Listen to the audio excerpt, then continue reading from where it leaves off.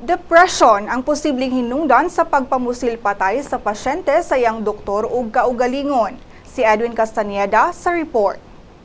Presyon ang posibleng rason sa pagpusil patay sa usa ka pasyente sa iyang doktor ug mismong kaugalingon sulod sa Physical Therapy Rehabilitation Center sa Sacred Heart Hospital dinhi sa Subo.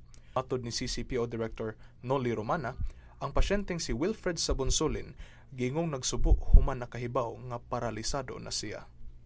Si Sabonsolin usa ka kanhi seaman nga naospital tungod sa injury sa spine. Pasado alas 9 sa buntag kagahapon, nakit-ang nagistoryahanay ang biktimang si Dr. Chris Chan Abu og si Sabonsolin apan kalitlang gipusil sa pasyente si Abu. Pipila ka gutlo gipusil sab niini ang kaugalingon. Si Renel Tanilon, helper ni Sabonsolin, nisaysay nga wala siya nadunggan nga komosyon o panaglalis batok sa duha. Hospital gihugtan karon ang ilang seguridad samtang nagpadayon ang investigasyon sa kaso.